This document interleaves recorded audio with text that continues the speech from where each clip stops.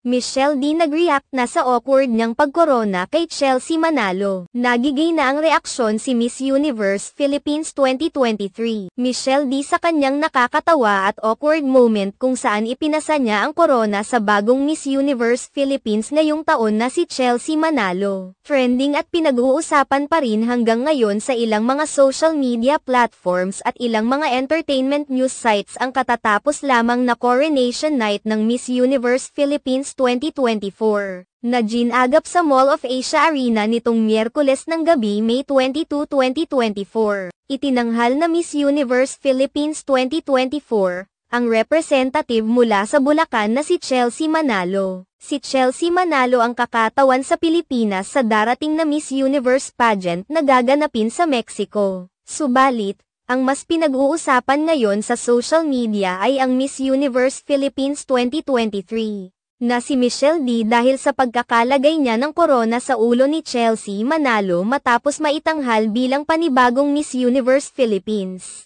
Nang isusuot na ni Michelle D ang korona kay Chelsea Manalo ay tila nalito ang beauty queen kung paano niya ito ilalagay dahil sa pagkakaban nito sa kanyang buhok. Kaya naisip na lamang ni Michelle D na ibalanse ang korona sa ulo ng panibagong Miss Universe Philippines. Ang ikinatawa ng mga netizens ay kung paanong naibalanse ni Chelsea ang ipinatong sa kanyang korona habang sinusuutan naman siya ni Michelle D ng sash.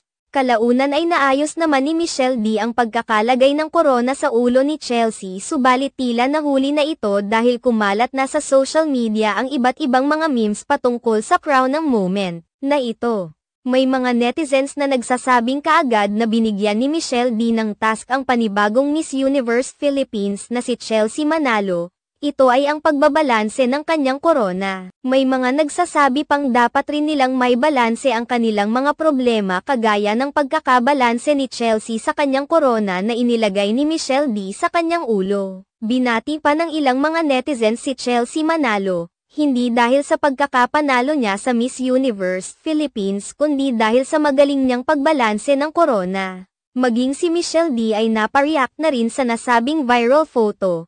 Tila natatawa rin ito sa kanyang pagkorona kay Chelsea Manalo. Nirepost ni Michelle D ang nasabing larawan kalakip ang closed eye monkey emoji. Kasunod nito ay ibinahagi naman ni Michelle D ang larawan kung saan makikitang maayos na niyang nailagay ang korona kay Chelsea Manalo. Sa caption, sinabi niyang ayan at least I 5'8". Nagbigay rin ng pagbati si Michelle D kay Chelsea Manalo, hindi sa galing nitong magbalanse ng korona kundi sa galing na ipinakita nito sa Miss Universe Philippines competition.